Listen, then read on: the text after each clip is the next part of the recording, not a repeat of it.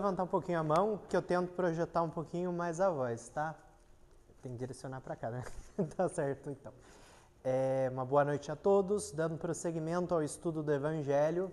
Essa noite nós iremos falar sobre uma das obras espíritas que eu considero ela uma das mais completas. Completas não porque termina o assunto, mas completa porque nos traz mais questões. E à medida que ela nos traz mais questões, ela nos propõe a pensar.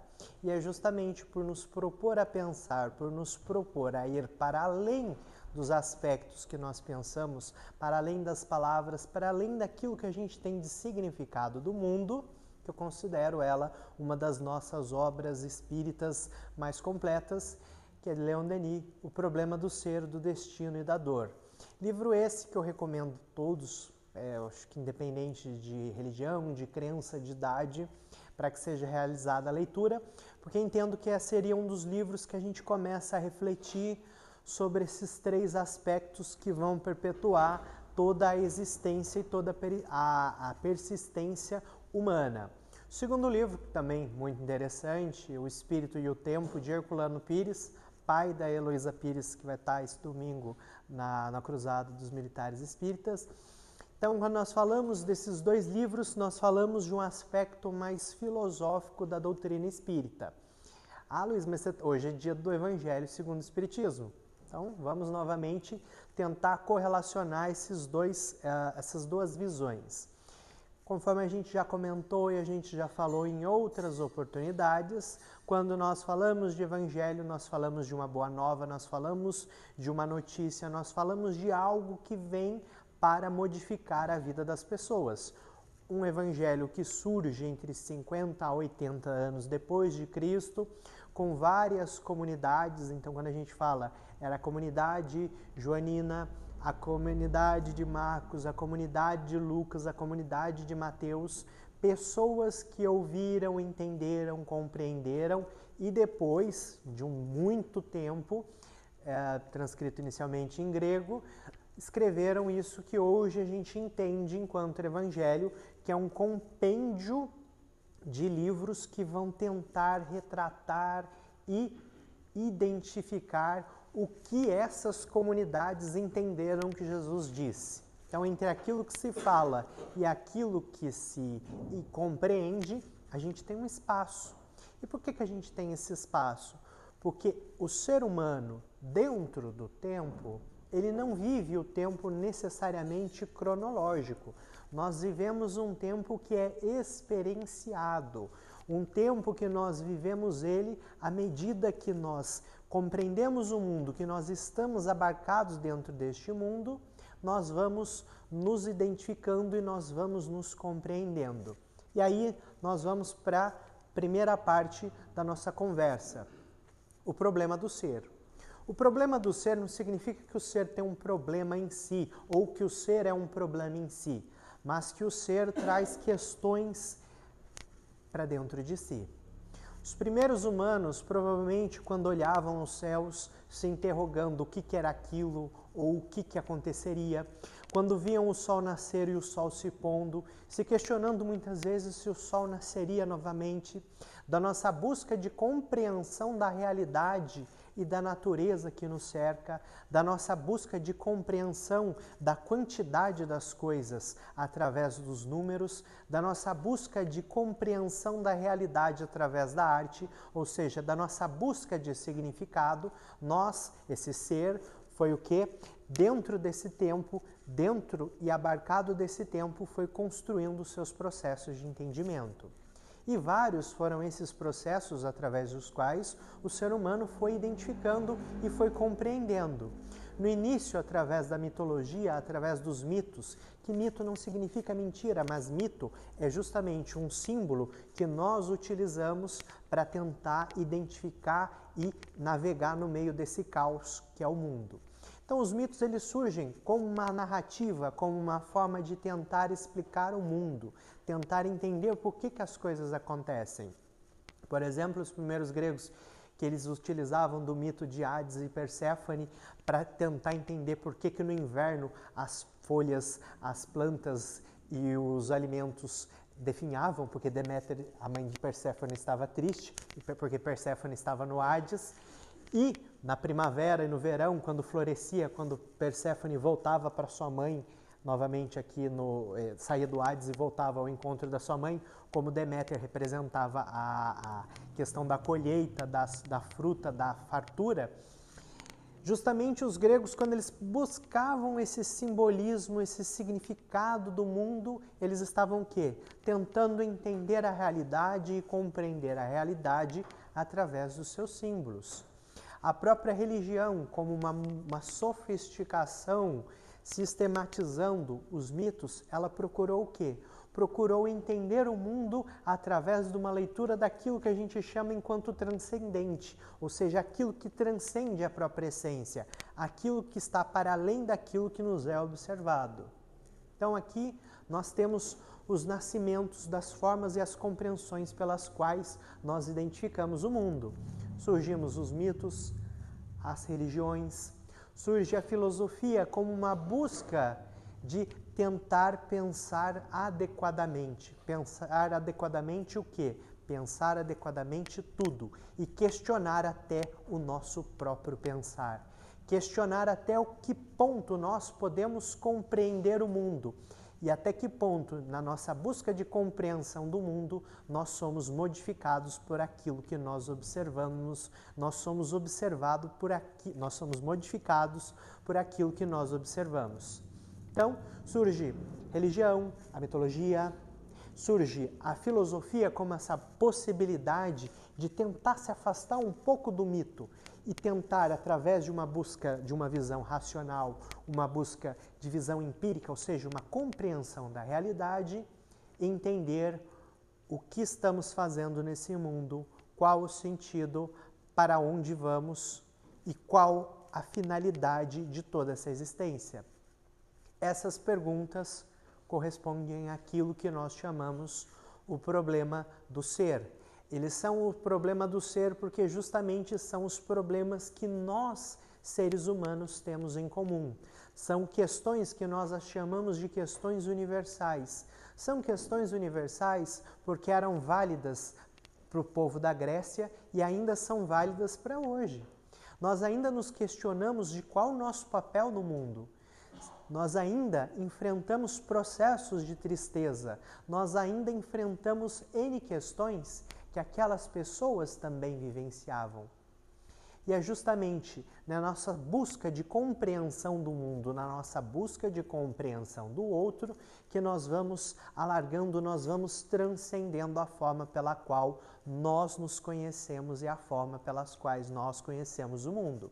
Quando nós falamos o problema do ser, podemos entendê-las como o problema das questões universais, mas também podemos compreendê-las como a compreensão do que nós somos. E talvez essa seja uma grande questão universal e comum a todos nós.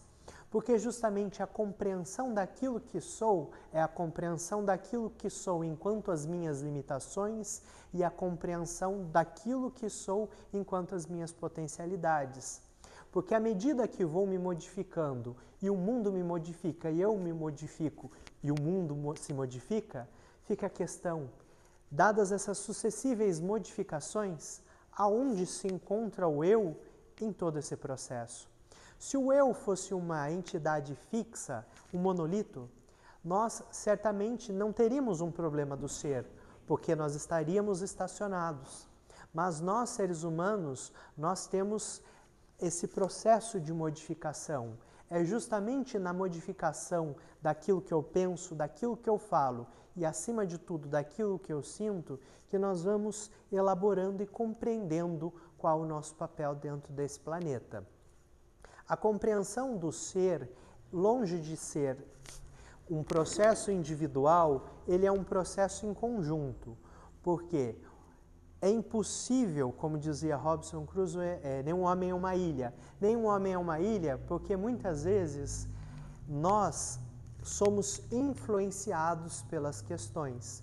Questões essas que às vezes são oriundas das nossas próprias ações e questões essas que nós não temos ação ou nós não temos domínio sobre. Nós não temos domínio sobre a temperatura, nós não temos domínio sobre a opinião do outro sobre nós. Ah, mas significa que eu não vou sentir? Na verdade, eu sinto. E num processo em que eu sinto, aquilo me afeta. E é justamente, como dizia Spinoza, no nosso processo de compreensão, não da escolha em si, mas de quais as variáveis que fizeram com que eu escolhesse aquilo que eu escolhi, que consistiria a minha liberdade. Então, quando nós falamos no início, talvez inconscientemente, quando nós, enquanto humanidade, buscávamos entender qual o nosso papel no mundo, seria um clamor da nossa própria alma, tentando entender as consequências e como esse mundo se resolve e como esse mundo se relaciona conosco. Porque à medida que eu compreendo os meus sentimentos, as minhas ações e como o mundo me influencia, eu vou certamente me modificando. Porque o problema do ser, ele não é um problema único, exclusivamente meu. Ele é um problema nosso. E justamente, às vezes, com esse afastamento do tempo, é que nós vamos compreendendo as questões que antes nós não compreendíamos da nossa vida. Muitas vezes, para enxergar a ilha, é necessário se afastar da ilha. Muitas vezes, para compreendermos determinado tipo de situação, é necessário que haja um tempo e um espaço. Mas não necessariamente o tempo cronológico, esse tempo marcado quantitativamente, mas o tempo qualitativo, ou seja, o tempo experienciado. Henri Bergson, ele escreve no seu livro, em seus vários compêndios, um que, se eu não me engano, é a Revolução Criadora, e vários outros, se eu não me engano, é o Espaço e a Sincronicidade, me falhar um pouquinho a memória, mas o Bergson, ele tem uma visão muito interessante. Ele diz que a realidade, ela só pode ser experienciada através da intuição. E quando ele fala intuição, não significa no sentido de, bom, amanhã vai fazer frio ou vai fazer show, ou vai fazer calor. Eu tenho uma intuição que amanhã vai fazer frio. Não. A intuição para Bergson seria justamente esse viver a realidade, experienciar a realidade, sentir a realidade, porque o tempo não é algo cronológico necessariamente. O tempo sou eu. O tempo é como eu desenvolvo, como a minha consciência consegue se alocar dentro dessa relação. E é justamente nessas relações que nós vamos evoluindo e progredindo. Então, quando nós falamos o problema do ser, nós estamos com um abacaxi do tamanho do mundo para a gente descascar, porque justamente seria qual o motivo que nós estamos aqui. E certamente, aí nós comentamos sobre Jesus, sobre o Evangelho, talvez hajam algumas pistas, talvez hajam alguns caminhos que nos possam levar a uma compreensão. Quando nós citamos, e nós já falamos várias vezes, olhai, os lírios do campo não fiam nem tecem. Quando ele está falando dessa questão do olhar, certamente ele está nos propondo uma ideia de irmos para além daquilo que as coisas nos apresentam. Seria a busca da essência, aquilo que realmente compreende, aquilo que realmente são as coisas. Porque um lírio do campo, se for olhar, é uma planta, é algo que nasce e que hoje está ali, daqui a pouco vai ser jogado no fogo. Mas a experiência de olhar o lírio, a experiência de estar em uma mesa com amigos, é muito mais do que o alimentar. A experiência do olhar envolve o objeto em si e também aquele que o olha. Envolve a história daquele que o olha, envolve a interação. E nós falamos do problema do ser. Mas daí nós caímos na segunda conversa, no segundo tópico da nossa conversa, o problema do ser e do destino. E certamente essa é uma das questões mais incompreendidas por todos nós. Porque se existe destino, não existe livre-arbítrio. Não seriam questões antagônicas? E aqui existe uma grande questão. Quando nós falamos da nossa capacidade de escolher, tomando a exemplo daquilo que o Spinoza nos diz, nós devemos conhecer as causas e o porquê nós fazemos determinado tipo de coisa. Como aquilo nos afeta, como aquilo nos transforma, como aquilo nos estrutura e muitas vezes nos desestrutura. E aí, quando nós falamos da questão do destino, envolve as nossas escolhas. Nós somente somos seres verdadeiramente responsáveis e verdadeiramente livres à medida que nós tomamos consciência das nossas escolhas. Por que eu briguei? Por que eu me entristeci? Por que eu fiquei alegre? Quais foram as causas, as consequências? Como isso foi modificando a minha existência? Como isso foi me afetando e como eu afetei aquilo? Isso está ligado à questão do problema do ser e também do destino, porque à medida que nós vamos tomando as nossas escolhas, os nossos caminhos eles vão se modificando. Porque o futuro, assim como o ser humano, ele não existe enquanto um ente fixo, mas ele existe enquanto possibilidade. Ele existe enquanto possibilidade de agir no mundo e ser no mundo. Mas não um ser no mundo no sentido de o mundo me afetar e eu ser apenas um sujeito que é afetado pelo mundo. Mas ser também um ser que se modifica, ser um ser que busca para além. Problema do ser, do destino, e aqui nós caímos no terceiro tópico, que talvez seja um dos mais complicados para nós, seres humanos, que seria a questão da dor. A questão da dor, e aqui nós temos que fazer uma divisão, que ela é necessária, porque novamente, como diz Kardec, conceitos novos, palavras novas. E aí a importância da palavra, porque muitas vezes uma interpretação errada de uma palavra limita a nossa visão, a nossa compreensão de mundo. Quando nós falamos de dor, é necessário que nós possamos entender que dor é um processo orgânico. Ela está relacionada à nossa questão fisiológica e certamente, às vezes, emocional, visto que o emocional também influencia no orgânico. E também existem leituras, existem rastros da dor dentro do orgânico e do psicológico também. Mas quando nós falamos do problema do ser, do destino e da dor, na dor, muitas vezes nós não estamos falando da dor física, mas nós estamos falando de um aspecto chamado sofrimento. E o que seria esse sofrimento?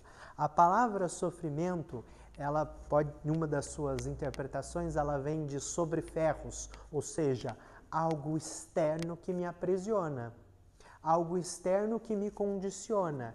E à medida que eu sou condicionado, à medida que eu não posso agir, à medida que eu tenho aquilo que eu quero, ou à medida que eu não tenho aquilo que eu quero, à medida que eu perco, ou à medida que eu ganho, eu sofro.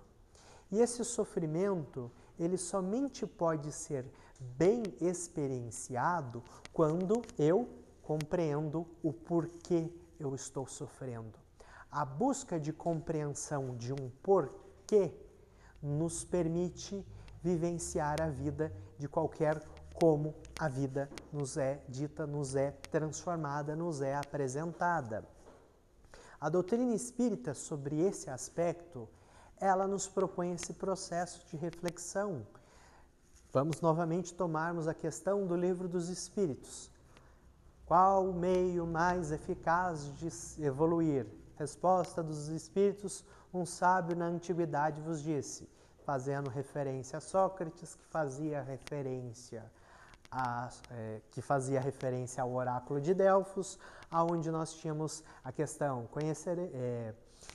conhece-te a ti mesmo, serás imortal e conhecereis o mundo e o universo e os deuses. No sentido de que à medida que nós vamos conhecendo o mundo, nós vamos nos conhecendo, mas conhecer o mundo não significa única e exclusivamente conhecer o mundo do ponto de vista material ou do ponto de vista quantitativo. Eu posso, por exemplo, nós temos um evento que nós fazemos de carnaval chamado Comevalp, eu posso falar para vocês, o que é o evento? Eu falo, é um evento de 4 dias, onde a gente dorme no evento, onde a gente estuda, onde a gente come, onde a gente chora. O que eu estou falando? Eu estou falando uma série de conceitos que para vocês pode ser vazio.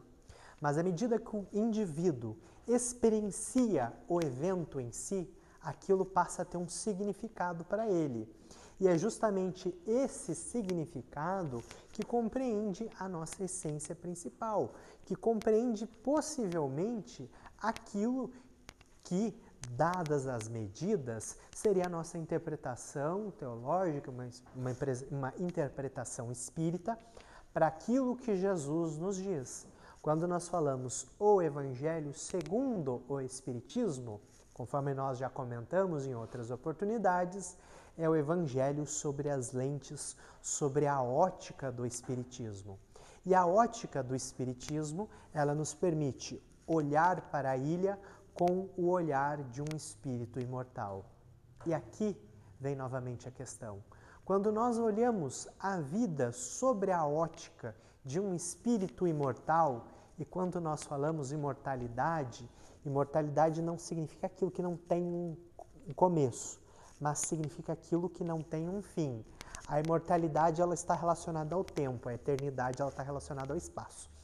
Então Deus é imortal e eterno porque Ele não está nem no tempo e nem no espaço, porque Ele é transcendente, mas dele todas as coisas se manifestam. Então Ele também é imanente, porque é justamente as duas coisas e também não é nenhuma das duas, porque justamente a nossa linguagem, muitas vezes, é uma maneira pobre, é uma maneira incompleta de nós tentarmos entender o mundo. E nós estamos falando tudo isso aqui, e aí nós lembramos daquilo que Jesus nos diz. Qual seria realmente a forma de nós intuirmos, ou seja, experienciarmos a vida? Se eu vivo uma vida centrada em mim, se eu vivo uma vida egoística, a minha experienciação da realidade, ela não vai ser completa.